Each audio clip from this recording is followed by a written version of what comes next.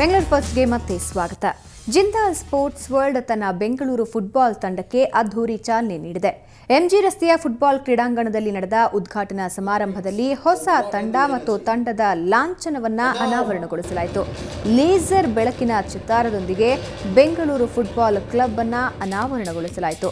ಈ ವರ್ಷ Bengaluru football club ತನ್ನ ಚೊಚ್ಚಲ ಲೀಗ್ ಪಂದ್ಯವನ್ನ ಆಡಲಿದ್ದು, ಬೆಂಗಳೂರು ಫುಟ್ಬಾಲ್ ಕ್ರೀಡಾಂಗಣದಲ್ಲಿ ಪಂದ್ಯಗಳು ನಡೆಯಲಿವೆ.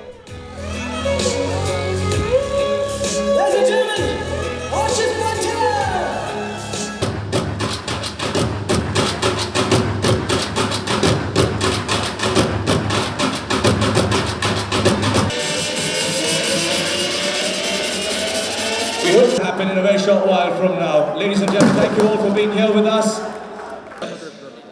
They're all trying to see that football overtakes cricket at the earliest in this country. We'd also like to remind you that our website, our official website, is now active. We're active on social media as well, and we are live. You can catch us on Bengaluru. Together with your support, I'd like to thank everybody, including you in the audience, who brought in the energy. Uttarakhand ಪ್ರವಾಹದಲ್ಲಿ ನಲುಗಿದ ಸಂತ್ರಸ್ತರ ನೆರವಿಗೆ ನಟ ಶಿವರಾಜ್ ಕುಮಾರ್ ಧಾವಿಸಿದ್ದಾರೆ. ತಮ್ಮ ಹುಟ್ಟುಹಬ್ಬದ ಸಂದರ್ಭದಲ್ಲಿ ಅಭಿಮಾನಿಗಳು ಸಂಗ್ರಹಿಸಿದ ಹಣವನ್ನು ಸಿಎಂ ಪರಿಹಾರ ನಿಧಿಗೆ ಸಲ್ಲಿಸಿದ್ದಾರೆ. ಬೆಂಗಳೂರಿನಲ್ಲಿ ಇವತ್ತು ಸಿಎಂ ಸಿದ್ದರಾಮಯ್ಯ ಅವರನ್ನ ಭೇಟಿಯಾದ ಶಿವರಾಜ್ ಕುಮಾರ್ 10 ಲಕ್ಷ ರೂಪಾಯಿಯ ಚೆಕ್ ಹಸ್ತಾಂತರಿಸಿದರು. ಶಿವಣ್ಣರ ಬೆನ್ನು ತಟ್ಟಿದ ಸಿಎಂ ಸಂತ್ರಸ್ತರ ಪರ ಚಿತ್ರರಂಗದ ಸ್ಪಂದನೆ ಸಿಕ್ಕಿದ್ದು ಶ್ಲಾಘನೀಯ ಅಂದರು. ಇದೇ ವೇಳೆ ಮಾತನಾಡಿದ ಶಿವಣ್ಣ, ಸಿದ್ದರಾಮಯ್ಯ ಸಿಎಂ ಆಗಿದ್ದಕ್ಕೆ ಹರ್ಷ ವ್ಯಕ್ತಪಡಿಸಿದರು.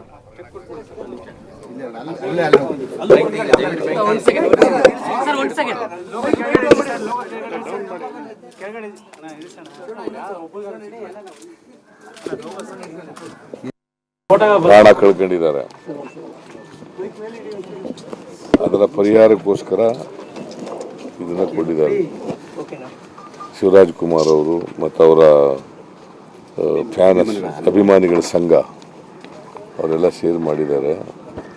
ಅವರಿಗೆ ಮೊದಲಿಗೆ ನನ್ನ ವತಿಯಿಂದ ಧನ್ಯವಾದಗಳು.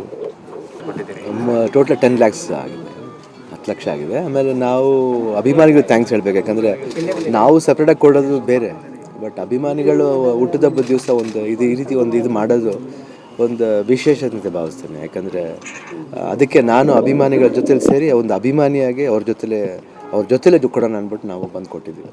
ನಾವು ವಿಶ್ ಮಾಡಿರಲಿಲ್ಲ, ಅದು ಬರೀ ಟಿ ವಿಲಿ ವಿಶ್ ಮಾಡಿದ್ದು. ಅವತ್ತು ಅನೌನ್ಸ್ ಆಗಿದ್ದ ದಿವಸನೇ ವಿಶ್ ಮಾಡಿದ್ದು, ಟಿ ವಿಲೇ ವಿಶ್ ಮಾಡಿದ್ದು.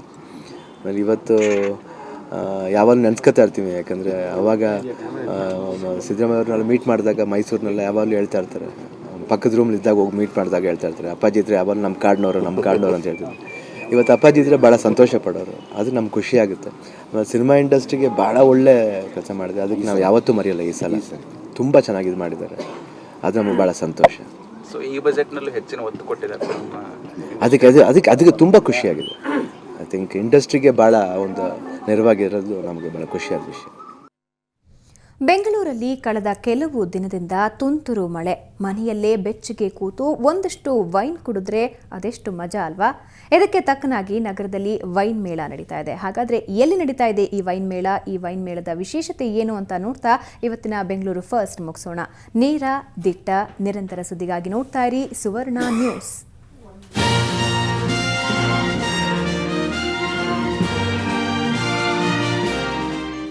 Red wine, green wine, fruit flavour wine ನೋಡ್ತಾ ಇದ್ರೆ ಹಾಗೆ ಹೊಟ್ಟೆಯೊಳಗೆ ಇಳಿಸಿ ಬಿಡೋಣ ಅನ್ಸುತ್ತೆ ಅಲ್ವಾ? ಹೌದು, ಕೋರಮಂಗಲದ ಗ್ರ್ಯಾಂಡ್ ಮರ್ಕ್ಯುರಿ ಹೋಟೆಲ್ನಲ್ಲಿ ಹೊಸ ವೈನ್ಗಳ ಪ್ರದರ್ಶನ ಏರ್ಪಡಿಸಲಾಗಿದೆ. ಹೊರಗಡೆ ಕೂಲ್ ವಾತಾವರಣ ಬೇರೆ, ಹೀಗಾಗಿ ವೈನ್ ಪ್ರಿಯರೆಲ್ಲ ಗ್ಲಾಸ್ ಹಿಡಿದು ಸಿಪ್ ಬೈ ಸಿಪ್ ಹಿರುತ್ತಾ ಎಂಜಾಯ್ ಮಾಡ್ತಿದ್ದಾರೆ. ನ್ಯೂ ಆಗಿತ್ತು, ನಾವು ಯಾರು ಟ್ರೈ ಮಾಡಿರಲಿಲ್ಲ. ಟಿ ವಿಯಲ್ಲಿ ನೋಡಿದ್ದೀವಿ, ಯಾವಾಗ ಮಾಡೇ ಇರಲಿಲ್ಲ. ತುಂಬ ಚೆನ್ನಾಗಿದೆ. ಫಸ್ಟ್ 5 ಮಿನಿಟ್ಸ್ ಏನೋ ಒಂಥರ ಅನಿಸುತ್ತೆ, ಬಟ್ ಆದಮೇಲೆ ಫುಲ್ ಯೂಸ್ ಮಾಡುತ್ತೆ. ಚೆನ್ನಾಗಿದೆ ಅಷ್ಟೇ. ಈಗಷ್ಟೇ ಮಾರುಕಟ್ಟೆಗೆ ಬರಲಿರೋ ನಾನಾ ಬಗೆಯ ವೈನ್ಗಳು ಇಲ್ಲಿವೆ. ಹೊಸ ವೈನ್ಗಳ ಬಗ್ಗೆ ಪರಿಚಯಿಸೋಕೆ ಈ ವೈನ್ ಮೇಳ ಆಯೋಜಿಸಲಾಗಿದೆ. ಬೇಸಿಕಲಿ ವೈನ್ಸ್ ಅನ್ನು ಡಿಫ್ರೆಂಟ್ ಟೈಪ್ಸ್ ಆಗಿ ಪ್ರಿಪೇರ್ ಮಾಡ್ತಾರೆ. ಸೊ ಅದನ್ನು 4 ಕ್ಯಾಟಗರೀಸ್ ಆಗಿ ಡಿವೈಡ್ ಮಾಡ್ತಾರೆ. So based on your taste, based on your preferences ನೀವು ವೈನ್ಸ್ ಅನ್ನು ಚೂಸ್ ಮಾಡ್ಬೋದು. ಒಟ್ಟಾರೆ ಕೂಲ್ ಕ್ಲೈಮೇಟ್ ಮಧ್ಯೆ ವೈನ್ ಹೊಟ್ಟೆ ಒಳಗೆ ಸೇರ್ತಾ ಇದ್ರೆ ಅದರ ಮಜಾನೇ ಬೇರೆ. ಹಾಗಿದ್ರೆ ಮತ್ತ್ಯಾಕ್ ತಡ? ನೀವೇನಾದ್ರೂ ಕೋರಮಂಗಲದ ಕಡೆ ಹೋದ್ರೆ ವೆರೈಟಿ ವೈನ್ ಟೇಸ್ಟ್ ಮಾಡ್ಕೊಂಡು ಬನ್ನಿ. ಬೆಂಗಳೂರಿನಿಂದ ಕ್ಯಾಮ್ರಾ ಪರ್ಸನ್ ಗುರುಮೂರ್ತಿ ಜೊತೆ ಶ್ರೇಯಸ್ ಶೆಟ್ಟಿ, ಸುವರ್ಣ ನ್ಯೂಸ್.